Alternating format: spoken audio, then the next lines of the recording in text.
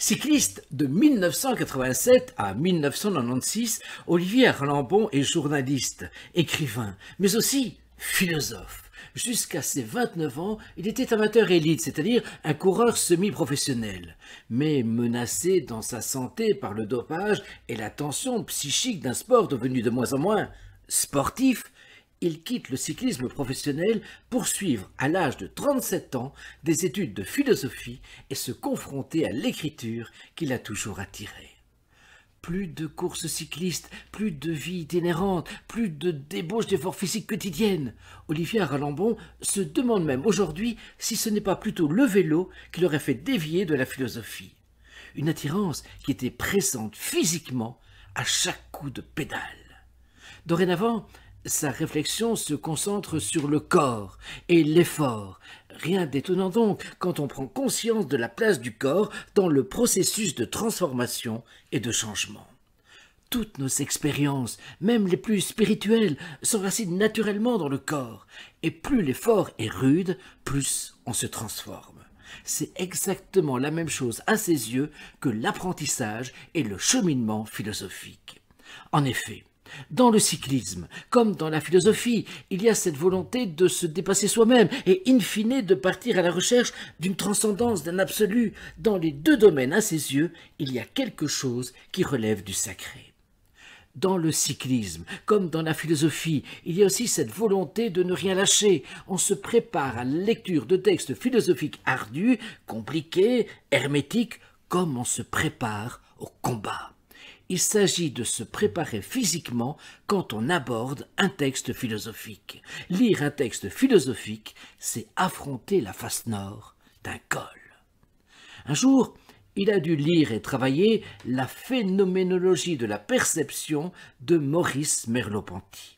Un livre particulièrement difficile, et je peux personnellement en témoigner. Il a affronté le livre en se construisant une méthode, véritable programme d'entraînement sportif et, comme je l'énonçais précédemment, de dépassement de soi. Il est vrai que, bien trop souvent, face à un livre difficile, face à une séquence vidéo difficile, nous avons tendance à énoncer « ce livre n'est pas pour moi, cette philosophie du bar n'est pas pour moi ». On se sent dans un premier temps finalement comme un imposteur, on ne se sent pas légitime, mais finalement c'est un livre, une séquence dont on se prive. De tout texte, quel qu'il soit, il est impossible de ne rien en retirer, quels que soient par ailleurs nos moyens de départ. Olivier Arlambon parle même d'érotique du livre, comme lorsqu'on dit « cette femme n'est pas pour moi ». Ouvrir un livre qui n'est pas pour soi, c'est comme rencontrer une femme qui n'est pas pour soi. C'est subvertir, c'est renverser un interdit. On est attiré par ce qui ne nous est pas adressé ou pas, a priori, réservé. Lire, c'est se choisir une bonne compagnie.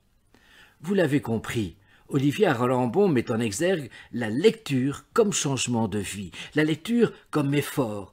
On se transforme d'autant plus que la lecture est difficile, que la lecture est exigeante.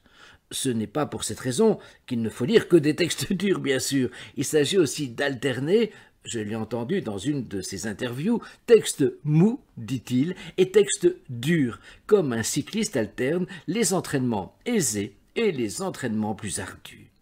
Olivier Arlambon est l'auteur du Coureur et son ombre, mais coureurs imaginaires, mais aussi le versant féroce de la joie, où il évoque la trajectoire particulièrement turbulente et suicidaire de Frank Vandenbroucke, mort à 34 ans, et dont il fut d'ailleurs un coéquipier. Qui a jamais dit qu'on ne pouvait pas être à la fois philosophe et cycliste ?